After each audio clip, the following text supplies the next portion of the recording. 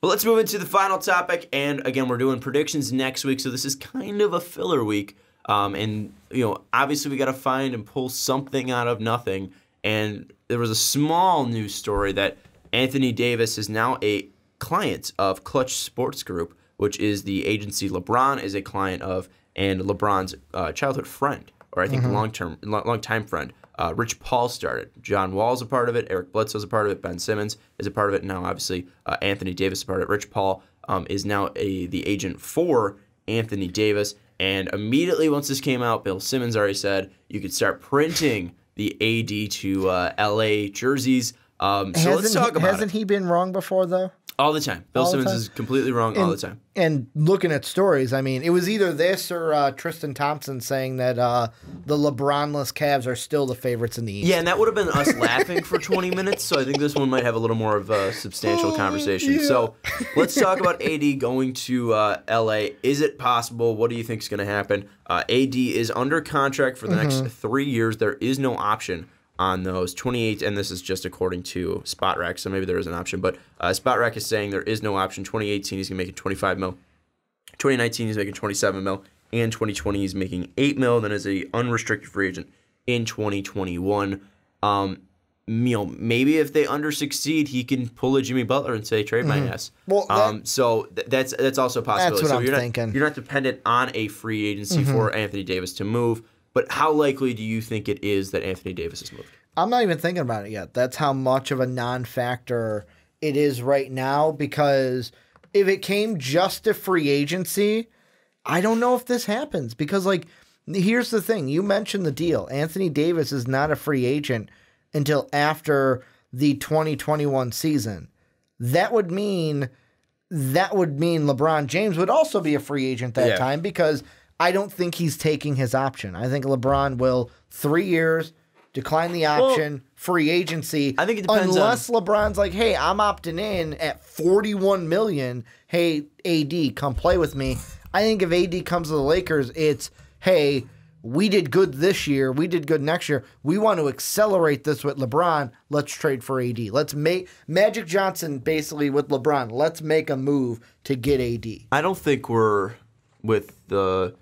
At least, you brought up, I'm trying to think of what you brought up. Jesus Christ, I can't think today. The contracts. The contract situation. With LeBron declining his option, I don't think we know enough about what's going to happen with the salary cap and what's going to happen with LeBron's career that we can say for sure that he's going to decline that or accept that option. I mean, I'm just going off a history of what he's done before. Of course, and that makes sense. But, with his family, maybe he just is like, all right, I'll accept it. I want to stay in L.A. Maybe he works the deal and re-signs even longer. But maybe he gets injured and has to take that 41 mil.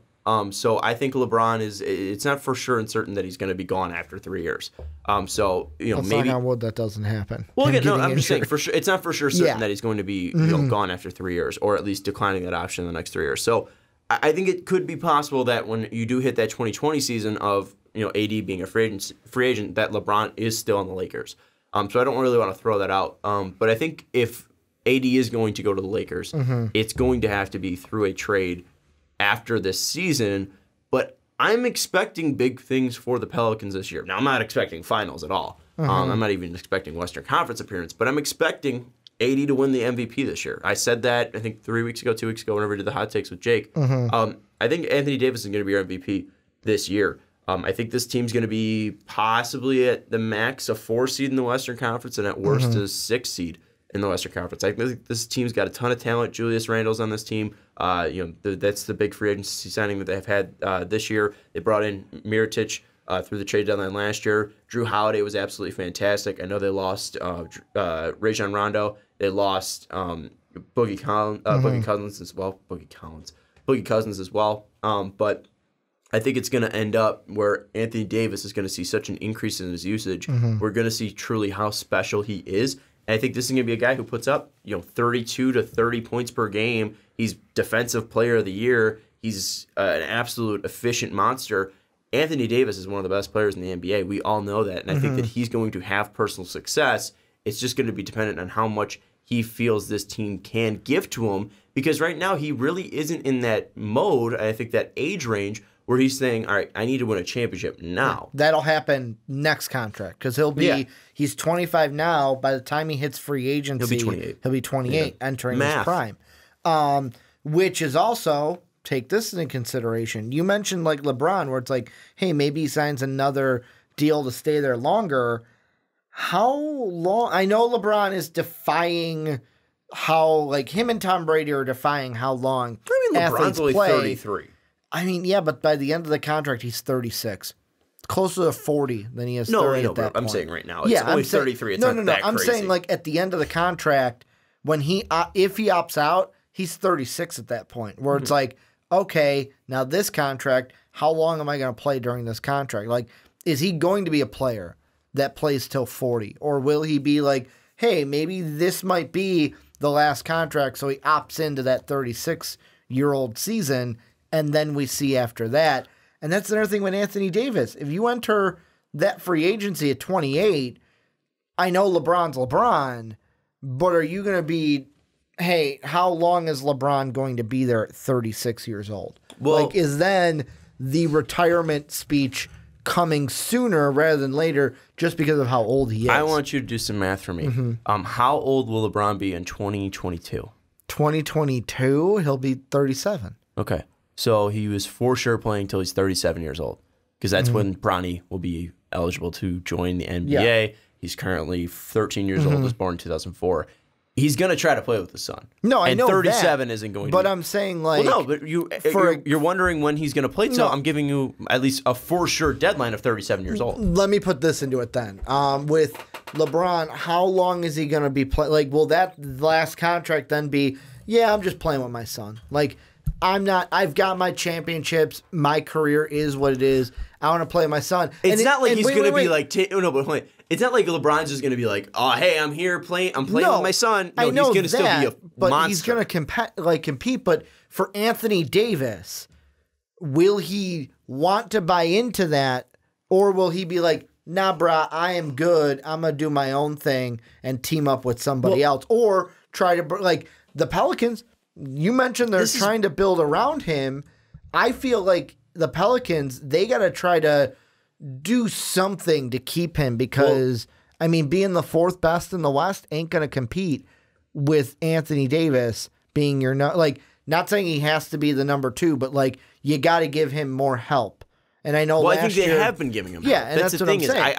I think you look at the past 2 years, what they've done. Obviously, first off, the trade Boogie got injured, which hurt them. But the first trade for Boogie was, I think, the first step, but then also re-signing Drew and then going out and doing what you did this offseason. I think it shows Anthony Davis that you're doing the best you can with the city that you're in, and the money that you do have. I mean, it's not like New Orleans is a very well-off franchise. They are one of the poorest franchises in the NBA. They are not strapped for cash. This is not a team that is absolutely just, balling out, rolling in the dough like LA is. You don't have that coach that everyone wants to play for. Like, Anthony Davis is good, but he's not like a LeBron that everyone wants to go play with AD. It's difficult to build a team in New Orleans. I think they are doing the best that they can. Now, it depends on Anthony Davis, if that's enough or if that's good enough for him. I don't really know. I think that this, Anthony Davis signing with Clutch Sports, I don't think it is a reason to, fully put all of your stock in AD to LA. Because, again, we've seen players before, sign with Clutch Sports, be represented by Rich Paul, and they haven't played with LeBron James. Eric Bledsoe has never played with LeBron James. John Wall has never played with LeBron James. Ben Simmons had the possibility of playing with LeBron James, and obviously he had a meeting with Philadelphia. LeBron didn't want to do that. So I don't think you signing with Clutch Sports automatically guarantees that you're playing in LA and you're going to be playing with LeBron. So I don't think that it's, taking all the LeBron stuff out and all the stuff we said about, him playing with his son, I don't think that's important. I think it's just important on what this team does this year, and then we can reevaluate. Because if this team does succeed, and I think they are, if they hit the 4th seed, I think that honestly could be enough for Anthony Davis. Because if he has that personal success of being MVP, Defensive Player of the Year, and this team, hold on, I know you have a crazy thought, but just give me let me finish this. If he wins MVP, if he wins Defensive Player of the Year, if he's able to have that personal success and still have a team that is competitive and is going to 7-game series and isn't getting blown out, I think he'd still be fine and won't be requesting a trade. So here's one that's kind of out there, but I'll throw it out here anyways. What if him signing with Clutch Sports, we are getting misguided or we're on the biggest misdirection ever? It's not him teaming up with LeBron James. It's him teaming up with like a John Wall. Because the one thing I look at is whose contract comes up the same exact time as Anthony Davis. Bradley Beal. Will the alphas be split up and then it'll be John Wall and AD in DC? Is that like, could that be the future we look at and not him going to LA to play with LeBron? That is so far away. I have no idea. Because we don't know what the player, John Wall is going to be. He'll be 33. Like, he'll be at that time. Wait, I got his contract pulled up. At that time, he will be 30, entering 31. John Wall will be? John Wall will be. Like, because he's got a contract extension that is until 2023. They don't have a connection. Like, I know obviously the Kentucky connection, but also they didn't play together. So I don't think this is going to be, I think that's just too far away to actually think that's going to be something that is possible. I just throw it out there. I just throw it out there like maybe it happens. And even then, is Bradley Beal the guy that leaves? Do they look to move John Wall? Or does John Wall go to New Orleans? Well, but obviously he's going to be there longer. I'm just throwing out there that, because they look at, when they traded for Austin Rivers, they consoled to Bradley Beal because they were AAU rivals. If it was okay to bring in Austin Rivers. So, maybe they don't look at, John Wall to be the future. Maybe they, look at Bradley Beal. Maybe they don't look at either of them as the future and they just get rid of both of them. I thought you were going to bring up Philly, though, with Clutch Sports. I mean, with Ben Simmons, Joe, Anthony Davis. That would be crazy. I mean, could you imagine the size of that? Yeah, but I don't. Starting lineup? What you're going to put, then it's going to be 80 at the 4? Like 80 at the 4, Joe at the 5? I mean, it works. That's great. That's exactly what it should be. AD is more of a 4 than he is a 5. I just like, for me, with the Sixers, before we talk about them adding big free agents, they need to get playoff experience, basically, is because the main reason LeBron didn't go there is because LeBron, to me, didn't want to be like Jimmy Butler. Then why did he go to Los Angeles where they have no playoff experience in Philadelphia just went to the playoffs? Because he lives in Los Angeles. Like, if he's going to do the same thing in Los Angeles, he's got a house in Los Angeles. His family's there. He doesn't have to uproot them, move them to Philly. They can just be in LA. I think it was just more of a family move, and he likes LA in general more than anything about playoffs. The family was number one. He's familiar with LA as 2. Do you notice how he moves to LA and now Space Jam 2 magically is... We've been talking about... No. Come on. That's always been discussions. No. We've been talking about Space Jam 2 for years. He moves to L.A. and now magically, boom, it's going to happen. That was probably so long in the works. I don't think that it was because... I'm just saying, in Cleveland, it was never going to happen. I think that movie was going to be made in 2018, at least announced in 2018, whether he was in L.A., whether he was in Siberia, whether he was in Cleveland, whether he was in, Afghanistan, wherever he was, that movie was getting made in 2018. I find it funny. It's interesting, but I think obviously it's easier for him because you even see he's in that new movie as well. This is an AD discussion. He's in Smallfoot. This is an AD discussion. Why are we talking about LeBron James' movie career? When you bring up the Lakers, it's LeBron. Yeah. I think it wasn't anything to deal with that. I think that it could be possible because they are so young.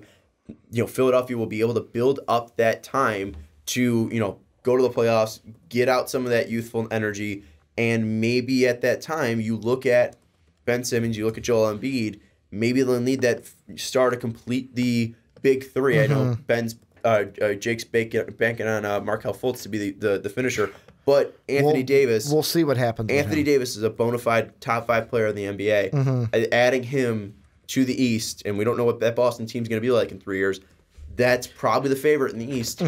I think that if he's going to go anywhere, and as a free agent at least, I think Philadelphia's got to be on the top of that list.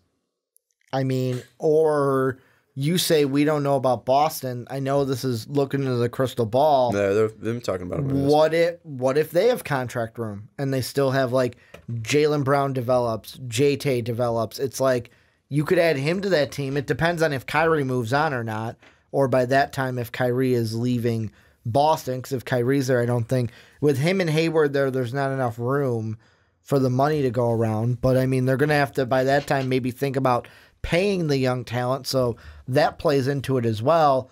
Also, another thing, Markelle Fultz, his rookie deal is up. He's an RFA the same free agency year that AD is a free agent. You have Joe, who I believe he just signed an extension. Spot Rack doesn't have his extension on here. And then Ben Simmons, you're going to pay him the year before AD comes up. So the thing with Philly, are you going to be paying Markelle and Ben the bucks to keep them and then not have enough to offer in AD to get him on the squad? Because he's not going to be like a Kevin Durant. We don't know how much Markelle will be demanding at that time. Well, I mean, if he balls out, it's... he might not even ball out. Yeah, I'm looking at if he is what Philly fans want him to be, then that might not be good for if you want the AD to Philly train to happen. Embiid's extension starts 2018-2019 season, so this year. So it'll be a 5-year extension, so he will be there until 2023, 2024. Okay. So that'll be before, 2 years after. Yeah, so it'll be the year before AD signs, if that is a thing. So I think you can make the contracts work, especially if those are the three main guys. A lot, there'll have to be a lot of cheap contracts. Dario's most likely not going to be on the team. Zaire Smith most likely won't be on the team. Well, if he's healthy. They have a ton of assets, huh? I said if he's healthy, because right now he's hurt.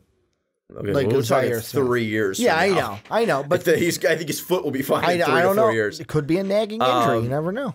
But I'm just saying, like, the players that we see now outside of Ben and Joe most likely won't be on this team. So I think that if AD is going to happen, obviously we don't know yet. But I think if we're talking about teams that he will go to in 2021, I think Philadelphia's got to be at the top of the list. Who knows? Maybe the Bulls. We don't know. That's why. Maybe the Bulls have brought in talent, and he wants to come home to Chicago. Maybe, Ricky. Maybe we're talking about that. I just wanted to throw Chicago in there. Final thoughts on AD? I don't think he's going to LA. I think this is an overreaction to he's Clutch Sports. I would think somewhere else. I'm going to put my money right now that he stays in New Orleans and then never wins a title. Dave's literal quote on why we should be doing the podcast is because there's going to be more dissension between Ricky and I and more disagreement between Ricky and I. We didn't disagree a lot. I think we agreed on every single point. I don't think. Where did we disagree, Ricky? We didn't yell at each other today.